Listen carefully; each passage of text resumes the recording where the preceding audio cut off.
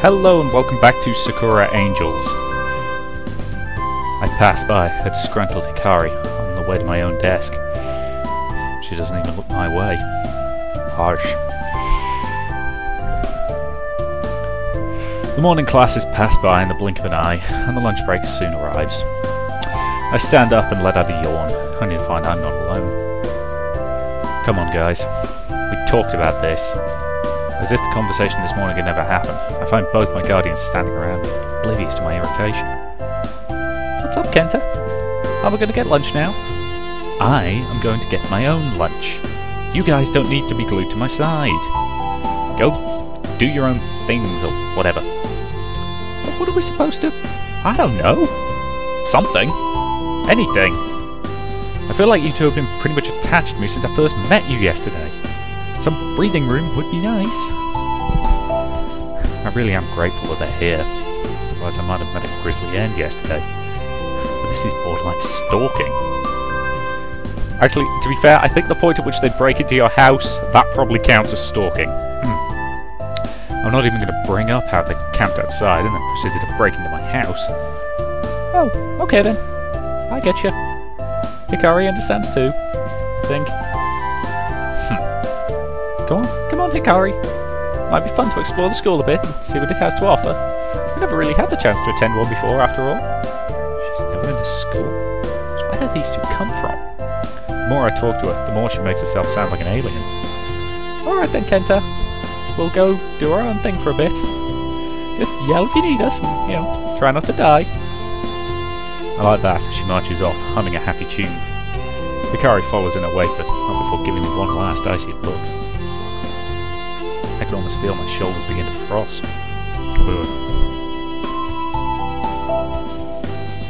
Well, I did it. I somehow convinced them to give me some peace. Well, for the time being, anyway. But now what? First and foremost, I should probably try not to forget about lunch again. Otherwise I might just keel over and have finished the job with whatever dark forces that are lurking out there.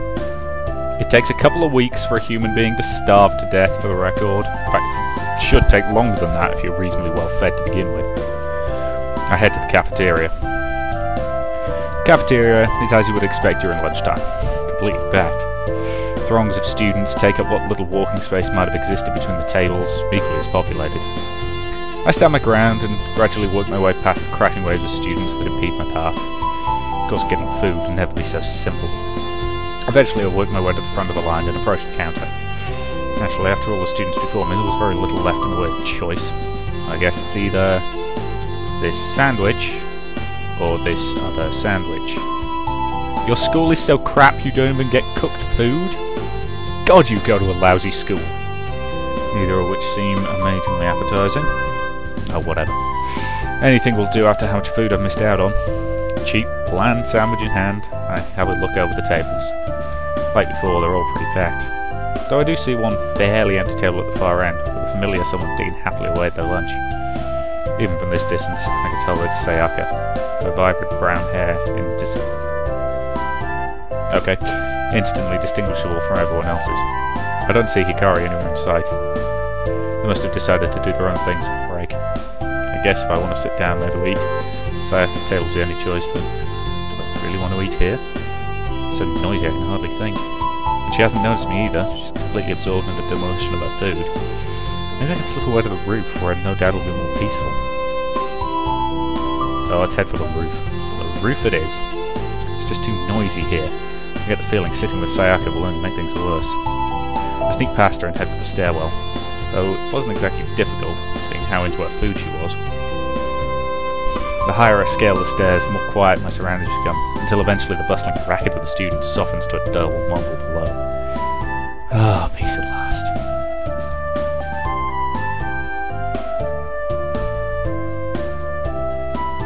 I emerge out onto a rooftop. A gentle breeze graces my face as the sun shines high in the near cloudless sky. Oh, it's perfect out here. Only, it seems I wasn't the only one who decided to come up here. Hikari stands at the edge of the rooftop, facing outwards as she peers down at the countless people. Given how intently she seems to be analysing them, I can only guess that she's keeping guard. I have to admire her dedication towards this whole thing. I actually do feel pretty safe, knowing that she's serious about it all. She's so absorbed in what she's doing that I don't think she's even noticed me yet. Making no real effort to conceal myself by closing right behind her. Still, nothing. She's miles away. I reach out to give her a gentle tap to her shoulder. Yo! Ah! She jumps a good several feet into the air at my touch and lets out an ear-piercing scream. Bit of an overreaction, maybe. Or am I just that scary? A hand to her chest as if to keep her heart from breaking free. She spins around to face me.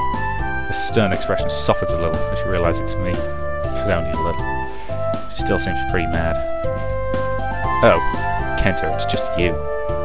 Don't scare me like that. You're lucky I didn't frazzle you on the spot. I scrub at the back of my head with a grin. I really did spook her. My bad. But you seem miles away. Keeping guard? Huh? Her eyes flicker back to where she was watching for a moment. Yes. Even though the school itself has been peaceful so far, you never know when the enemy might strike. Thanks. I do appreciate it. It's no problem. I'm doing it for the safety of the entire school, you know, not just you. Her face goes an interesting shade of pink. It doesn't take much to fluster her, huh? Right. I get it. Because while Sakura and I have the decency to at least conceal our powers in front of normal people, can't say the shadows will do the same. It's already bad enough they try to attack you in broad daylight. I just don't get it at all. It goes against everything we know about them. She sighs dramatically and turns to resume watch over the school. I open my mouth to maybe say something to her, but a low rumbling sound cuts me short. Hikari? Yes?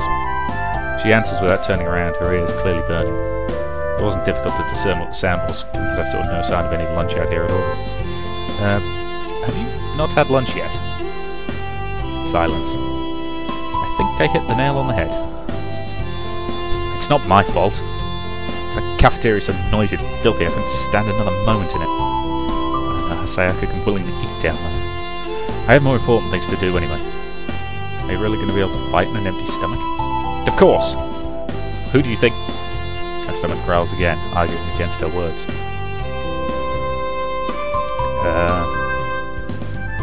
Okay, I might be a little hungry. But I'm not going to back down into that cesspit. Yeesh. I know that place can get pretty packed sometimes, but she's making it out to be something far worse. She really can't deal with crowds, I guess. I unwrap the sandwich that I'd almost forgotten about and take a bite out of it, not wanting to forget about lunch completely myself. Hikari watches me intently as I take several more bites, eyes flicking through the sandwich now and again. I can practically see the hunger in her eyes. I stop mid-bite and offer the sandwich her way, since I'm beginning to feel terrible for eating in front of her. And I think if she don't, she might just snatch it out of my hands at any moment anyway. Do you, want some? I can split it if you want. Her mouth hangs open, and her brow furrows in concentration, as if to seriously consider it. I swear she's almost drooling at this point. She comes to a decision with a abrupt and turns her head to the side, her hair whipping along with it. I should have expected that. Don't be ridiculous. Why would I want something you'd already slobbered all over? I'd rather starve than... Her stomach beckons for the food. Okay, fine. Maybe a little. I break off half before she snatches it away with reluctance. Thank you, I suppose. I don't think she's used to saying something like that. We're finally making progress. I can't help but smile. I'll wipe that disgusting grin off your face. I don't know what you're thinking about, but I'm sure it's something indecent. She says with a snarl before she violently rips a chunk of the sandwich away with her teeth. Good. It's okay. Not the best I've had, but certainly not the worst. Right, back at the academy, She stops herself, her eyes widening some. I think she almost let slip something there. I really wish they weren't so secretive about all this stuff. The academy, huh? It's nothing. But I'm pretty sure I heard... You heard nothing. Yikes. Oh, good lord. Sorry, I've just looked out my window and it's snowing quite the blizzard outside. Don't think it's gonna lie because the ground's way too wet, but it's kind of pretty. Anyway. Despite her small frame, whenever she uses that commanding voice of hers, I feel about the size of a mouse before her. I guess it's no use in pushing her for more information, I guess. Unless I want to end up like that monster from before. Okay, okay. I didn't hear anything. It, must have been the wind or something. She sighs as she gives her hair a toss, the anger leaving her as suddenly as it built. We're not withholding information just to be all mysterious, you know. Could have fooled me. It's just easier this way. There's no point dragging you into this mess if we can help it. It's not a life I'd wish on anyone. Her expression darkens, yet her mouth still works, the majority of her half of the sandwich already gone. I'm not even sure if she realises she's eating at the moment. She spends a good moment or two debating something in her head before she finally looks up at me with serious eyes. Kenta, what would you do if you were... A group of chatty students emerge onto the roof from the stairs, lunches in hand. Hikari clamps up at the sight of them and turns back to her guard post. Never mind. It isn't important. If you say so. It sure looked important, since I don't think I've ever seen her give me that serious a look before. Just my luck, but of all the times people would choose to eat here, it would have to be now. Any semblance of a conversation we may have had before is well and truly dashed now. She seems a lot more reserved in the presence of other people. Plus, I guess what we were discussing wasn't exactly appropriate for their ears. The sandwich was nice, by the way. Huh? I didn't catch that. Nothing. The lunch break soon comes to an end and we're whisked back to class. The rest of the school day goes by fairly normally. No crazy attacks, no monsters. I still can't shake the feeling that something is watching me, though. Another day down, another walk home. My two guardians by my side. They seemed noticeably more tense compared to last night. After how close that fight was, I really don't blame them. We were lucky she didn't pursue us back then. That could have been it for me. No, it would have spelled the end for everyone. The journey back is silent, and both girls' faces mirroring each other in a look of sheer determination. They seem ready to spring into action at the slightest sign of danger, so I don't want to break their concentration with mindless small talk. Gradually the sun sets on the route ahead, and streetlights flicker to life, one by one. Great. The more the shadows begin to creep in all around us, the more tense I can feel myself become. I come to a stop. Something doesn't feel right. Kenta? What's wrong? There it is again. That damn headache out of nowhere. Wait. Hasn't there always been a pattern with these headaches? They don't usually happen during the day unless... Ah, right on time. Really do make this easy, you know. Of course. We walked right into it. I really need to start finding a new route home. A sultry laugh drifts out of the darkness, causing both girls to assume offensive positions. It could only be one person.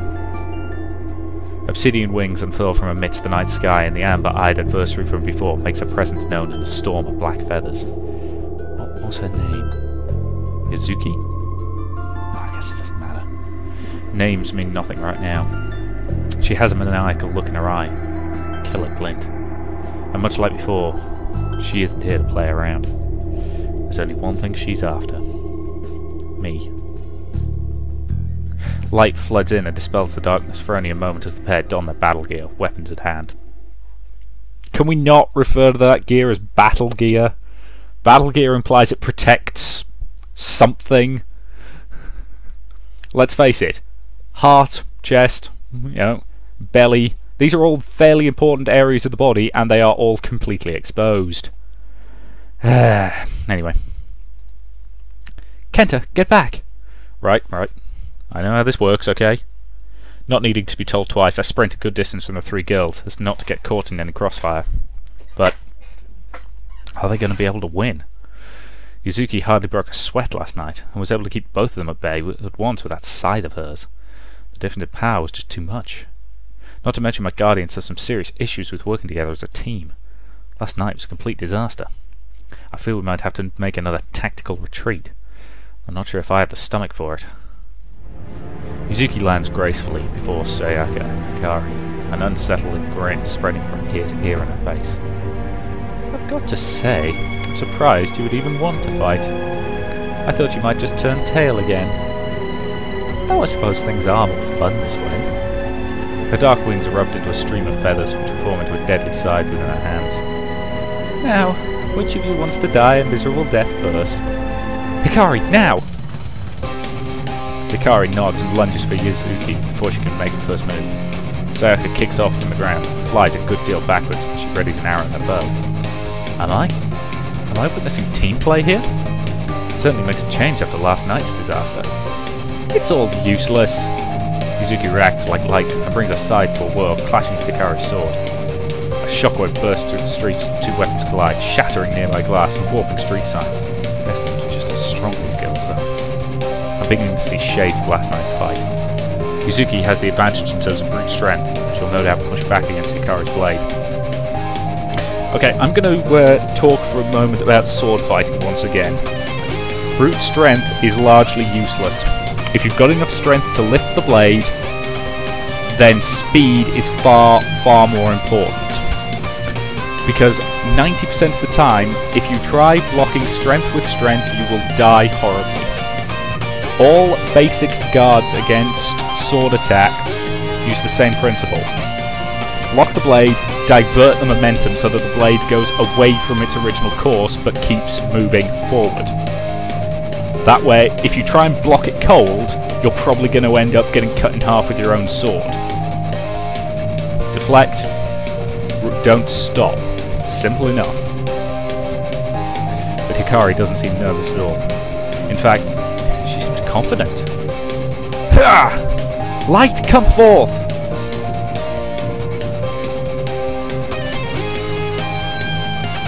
That's quite bright. Hikari stands her ground in the clash with gritted teeth, and her sword gives off a vibrant glow at the command.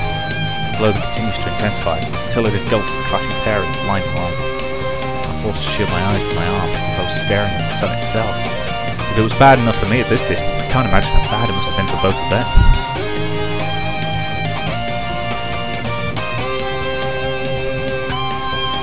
From the safety of my sleeve, I peer back out at the battle, the light fading slightly. It seems Yuzuki wasn't expecting that at all, and she's really back from it all, a hand to her face. Ugh! What do you think you're playing at? And... Hikari, duck! Sayaka lets loose the arrow she'd been charging since the pair had clashed. It rockets off with unreal speed, leaving a trail of glimmering sparks in its wake as it homes in on Yuzuki. Hikari pulls back at Sayaka's voice and ducks to just barely avoid the arrow coming her way. It's a direct hit. The arrow bursts on impact and sends Yuzuki skidding backwards as she desperately tries to keep upright. It doesn't end there though. Hikari hops to her feet and charges in for a follow-up attack, and Yuzuki is trying her best to recover from the arrow. Steel sings as Hikari leaps off the ground and goes for a crushing blow to the head. This should be it. Can't see how she'll escape from Hikari's blade now. It's over! The ground under my feet gives off a quake as she lands, and a good half of the road splits under her blade and chunks of concrete rain everywhere. It was a devastating attack to be sure.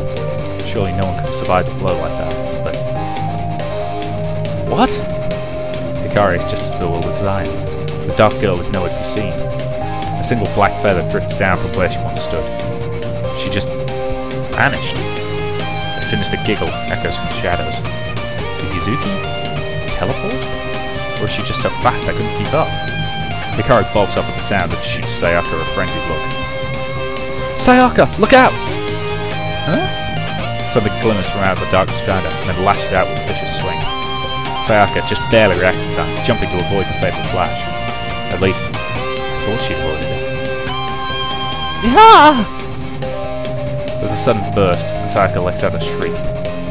She looks at her unharmed, but a good portion of her outfit is in tatters. And here we go again. This is the same crap that pissed me off last time, guys. Fragments of what used to be her outfit rain down from above, well and truly diced by the mad girl's side. Oh, it's horrible. There's hardly anything left to her outfit. From nowhere I'm standing, I can practically see... I lost track of what I was thinking about there. Sorry. Fight. Bad. Damage. Terrible. Okay, I'm back on track. This is insane. If she'd reacted just a fraction of a second slower, her outfit wouldn't have been the only thing cut to ribbons by that attack. I thought Yuzuki seemed bad before. If anything tonight, she seems even stronger. Or is it just all in my head? The pair learned from their mistakes the previous night and devised something that almost resembled teamwork tonight, to try and put an end to her. hits back twice as hard anyway. Sayaka and Hikari have given it their all, and this monster still has the upper hand. I wonder if there have any tricks left. I suppose I should put more faith in my guardian angels, even if things look dire right now. They're surely trained for these kind of intense battles. There must have at least something to fall back on. Something that I hope doesn't involve flying again. I really don't want to fly again. At this point I'll take my chances with Yuzaki. Sayaka hugs herself in an effort to cover up, her face flushed with embarrassment. I can't imagine this being convenient at all during the fight, especially not one as serious as this. I feel like I shouldn't be watching. This is an important fight and I can't afford to take my eyes off it. Or something like that. Yeah! This is terrible! I can't fight like this! Oh, what do I do? With what should be a fairly troubling scene for a partner, Hikari actually seems more annoyed than anything else as she rushes over. Come on, stop screwing around! She stomps her foot and scolds her half-naked partner. That seems like a bizarre way to treat someone in such a state. You know damn well that you can just regenerate your outfit. Yeah? She can? So why has she been acting like she has? Ah, this is so Huh? Oh! Right!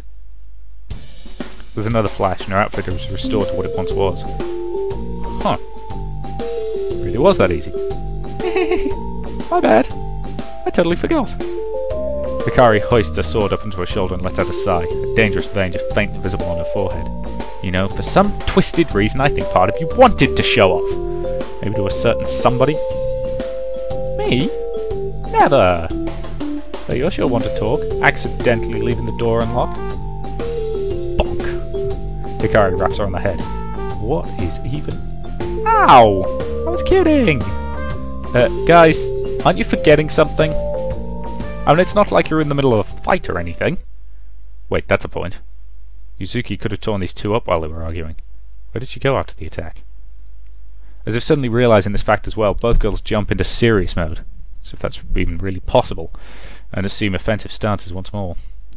Did you catch where she went to? Oh, why do I even ask? I'm beginning to grow uneasy. I instinctively throw a glance over my shoulder, only to be met with a maniacal smile. Boo! You! She's right behind me. How did she manage that? And again, I guess it probably wasn't that difficult, her feat, given how distracted my supposed guardians can get. I stumble backwards with a gasp, just narrowly avoiding her outstretched grasp as she reaches for me with a limp. Kenta! Ah, damn it! And I was so close as well. The dark girl winces and her shoulders sink. It seems like she had barely any strength left, as she just barely keeps a hold of her side, limply at her side. The combined attack before was more effective than I thought, and it finally all caught up to her. Her energy reserves well and truly spent. This was probably a last-ditch attempt to get me. Lucky I turned around when I did. She gives me a narrowed glare as she staggers back a few steps, my bodyguard's catching up to me. Amber eyes full of hatred, she shifts her gaze to Sayaka and Hikari. Looks like it's my turn to retreat for the night. Don't think you've won anything just yet. You got lucky with that cheap shot, but don't expect to work a second time. Kenta will be mine. Don't worry, I'm not cruel enough to part ways without leaving you something to play with. Until we meet again! She begins to sink back into the shadows, giving off another devious laugh despite her limping retreat. That last part of what she said worries me. Something to play with? Like hell you're going anywhere! We're gonna finish this fight here and now! Hikari? Maybe we should be... Hikari disregards her partner's advice and blazes forward, sword at the ready. It seems like her blade is just about to connect with Yuzuki before she can make her escape. But something suddenly whips out, as if appearing out of nowhere, and takes Hikari off her feet, hoisting her high into the air. A thick, slimy appendage. A tentacle? You know, this is why anime-based stuff has a dodgy reputation. Yep, this is definitely why it has a dodgy reputation. Hikari drops her sword after being blindsided by the beast and is left wrestling helplessly against the writhing tendrils as they work to ensnare her. Ah! Nay, no! Let me go! I see her hands give off a glow. That's right. If she doesn't have a weapon, she still has her magic. She should be able to make quick work of this thing, sword or not. Now I'll show you, huh? Or maybe not. The beast is one step ahead of her and works to bind her hands, leaving her well and truly helpless. The tentacles creep ever closer, oozing a pungent substance that coats a good majority of her. Ah! This... Oh god, this is disgusting. I don't even think all the showers in the world are going to be enough to get this stuff out of my hair. She bemoans her disgusting predicament as she thrashes around, ultimately only resulting in the tentacles constricting tighter against her. Okay, so she can't save herself. But her trusty partner should be able to pierce the tentacle with a well-placed arrow, right? Right? Bad doggies! Sit! Down! Stay! Wait, when did they show up? Sayaka is surrounded by a pack of those demonic dogs from before, the ones that nearly took my life. They must have charged at the same time as the tentacle creature made itself known. Were they summoned by Yuzaki, I wonder? Wait, can she control them? Hello? Is anyone going to actually help here? This isn't as fun as it looks, you know. Hikari keeps up a brave front, but I can see the tentacles are taking their toll on her. This is bad. Both of them are held up by monsters. While Sayaka is handy with a bow, I don't think she's all that good at close-up combat, so she might be in trouble here. And then, Haruka is clearly in need of assistance. The tentacles might completely crush her if nothing is done soon. So with both of them struggling, who's left to help them? Me? But I haven't ever fought anything in my life. I would have been dead long ago if these two hadn't made themselves known in my life. I clench my fist tight and throw a glance between the two girls. They've risked so much to help me before. I've just stood on the sidelines like some sort of coward. They need my help. But what can I do? I don't have any magic powers. I don't have super strength. I can't fly. I'm useless. Useless! I stomp at the ground, cursing my weak nature. Huh? Something clatters at my foot. Hikari's sword. A sizable amount of steel that almost rivals Hikari herself in height. I crouch down to pick it up. Despite its size, it's surprisingly light. And I'm able to take it up with just a single hand. This is crazy. I can't believe I'm even thinking about doing this. I straighten up and tighten my hold on the sword, giving it a test swipe in the air. It slices through without much resistance, giving off a satisfying swish. It'll just be easy, right? Hair is one thing. I wouldn't think about using this thing on something living, even if they are monsters. I'm not sure I can follow through with this. That is my phone, excuse me for one moment. Sorry about that interruption there. I'm just not sure if I can follow through with this. Ah! Don't touch me! Back! It's crushing me! Someone help! I can hear cries of distress from both sides. Time is running out. I've made up my mind. I can't save them both at once, though. Who needs help more urgently? Okay, you start by saving Hikari, then you give her sword back so she can save Sayaka. This is the obvious move. I think it's clear that Hikari is the one in danger here. Those tentacles are pretty much squeezing the life out of her. I'm sure Sayaka has been in tougher situations before, so I feel confident in letting her handle those monsters. Hikari, hang on! I break into a sprint and head for a writhing mass of tentacles that have laid in their assault on the unfortunate Hikari. Ah! Stupid thing! If you hadn't caught me off guard, I would have... She continues to kick and wriggle around its hole, but if anything, I think she's only making the whole situation worse than herself. I come to a screeching halt as I reach the monster, sword in hand. Its tentacles seem like they want nothing to do with me, only focused on continuing their attack on Hikari. Funny that. Okay, this should be easy. It's just like cutting away some weeds, right? Wriggling, slimy weeds. But weeds no less! I still myself as I pull back the sword. I can't hesitate any longer, it might be too late. One clean swing is all I need to end this. So, here I go. Hurrah! The sword slices through the tentacles like butter, severing them in two and relinquishing the hold of Hikari. Oof! She lands with a sticky and slimy splash, looking somewhat dazed from the whole experience. Huh. I did it. I actually did something useful. The monster's body slinks into the shadows with a low groan. I guess I can't really do much when the majority of its tentacles are writhing around the ground. Ugh. Kenta? Are you okay? Here, let me help you up. I hold out my free hand to her with an exhausted smile. You don't have to. She takes a good moment to debate things in her mind, even attempting to push herself off the ground several times, and then slip right back down into a puddle of whatever the heck that monster used. I get the feeling she's used to expecting help from people. Okay, fine. Whatever. She finally grabs hold of my hand and hoists her up. Ugh. Her hand is coated in a foul slime. I hope this stuff washes off. Once back on her feet, she takes a good moment to recompose herself. She tries to keep an air of dignity about her, despite being drenched from head to toe in that stuff. She surveys the scene, her eyes moving from the wriggling tentacles cast aside of the ground, before finally settling on the sword, still held firmly in my grasp. My mouth opened in shock, when I finally pieced together what happened. Was it you who saved me, Kenta? She's completely taken aback. Is it really that unbelievable that I did something useful for once? Okay, maybe it is. Yeah. I hope you don't mind, but I had to borrow this. I can't help but feel embarrassed about it all. I was practically like a hero. It's a bizarre feeling. I hold the sword out towards her, still as lightweight as ever. This thing is amazing. I felt like I was swinging a feather back there. She takes it, and after a few attempts of grabbing at air, her eyes still focused intently on me. She really is shocked. That's fine. But how will you able to... Ah! Down, boy! Get back! Sakuра's cries of distress cut things short. Whoops. I got so caught up with saving Hikari, I forgot about Sakura completely. God, you guys are awful people! She's still dancing around, just barely keeping up with the rabid monsters. Hikari sighs, but gives a sword a flourish.